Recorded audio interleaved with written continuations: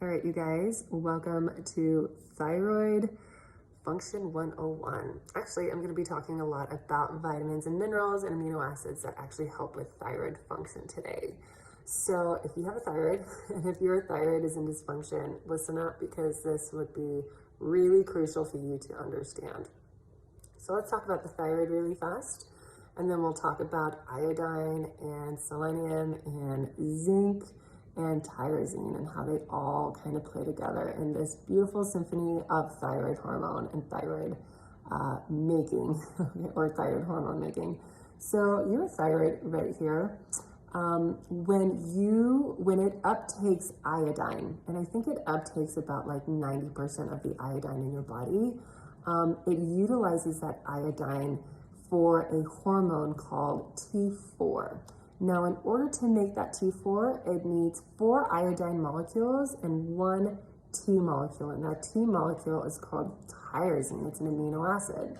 So 1 amino acid called tyrosine, 4 iodine molecules that attach to that. Then it swims throughout the body and it converts from T4 to T3. Now, there has to be an enzyme that does that converting.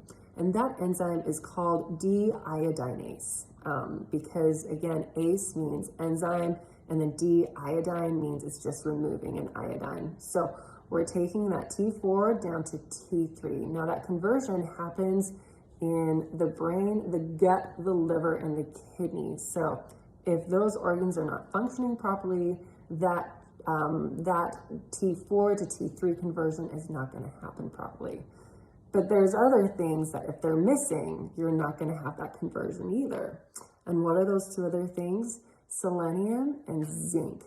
Why? Because they are coenzymes with that enzyme called deiodinase. So if you don't have selenium and you don't have sufficient amount of selenium and you don't have a sufficient amount of zinc, then you're not going to be making that enzyme that helps break down T4 to T3, which is why it's so important to get T4 and T3 levels checked, as well as your free T3 and your free T4, because that tells us where the breakdown is happening. So let's go back to that coenzyme, the zinc and the selenium. You guys, zinc is the majority of us are deficient in zinc because of depletion in our food, because of high stress, and we just don't get it. So make sure you're eating foods high in zinc, or you are supplementing with a food source of zinc because it's really important. When it comes to selenium, it's the same thing because of mineral depletion in our soils, because of horrible farming practices. We're just not getting enough of it. So foods that you can get selenium in are things like Brazil nuts. So make sure you're getting enough Brazil nuts or other foods that are high in selenium sources. Now let's go on to tyrosinase and iodine, the 2 substances that actually, tyrosine, and iodine, the 2 substances that actually make up the thyroid hormone. If you do not live near an ocean or eat ocean foods, you're not getting enough iodine because iodine is found mostly in the ocean. So foods like kelp and seaweed and sea vegetables will be really high in iodine.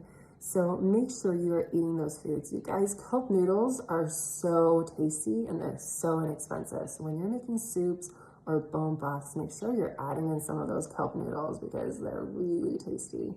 Try to eat some seaweed as well. Make sure it is not fried or cooked in rancid oils that are like polyunsaturated fats. You want to have seaweed that is in monounsaturated fats or just saturated fats because they will be less rancid and less inflammatory. And then last but not least, let's talk about tyrosine, you guys. You can get tyrosine in a lot of meat products, but one place you can get tyrosine, and this is really important, really important, okay, is in vitamin C, true vitamin C.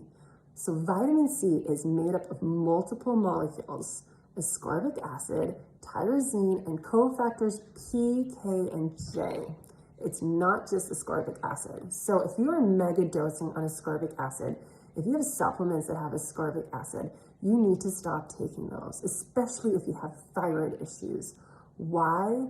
Because you need that tyrosine in there. And if you're taking mega doses of ascorbic acid, your body is going to have to leach itself of the tyrosine and those other cofactors in order to metabolize all that ascorbic acid that you are intaking.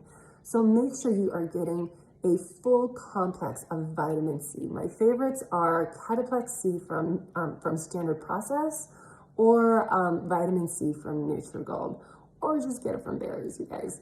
But that's extremely important, and why I'm always on this tirade of being anti-ascorbic acid.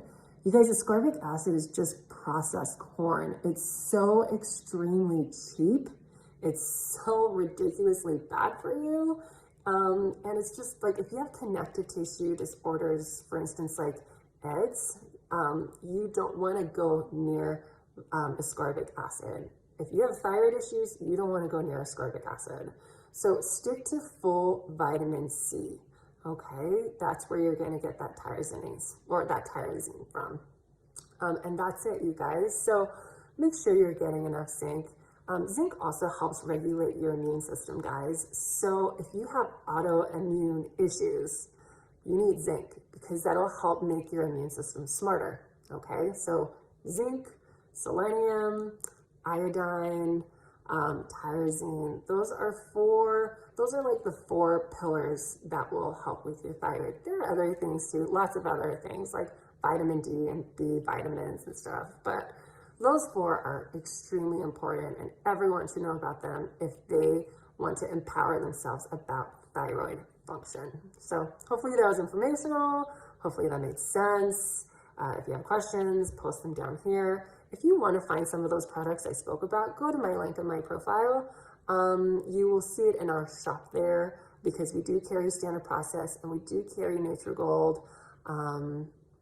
But like the kelp noodles, for instance, seaweed, you can order that on like Thrive Market or Amazon or something like that, because really easy to access, super inexpensive. So good luck, you guys.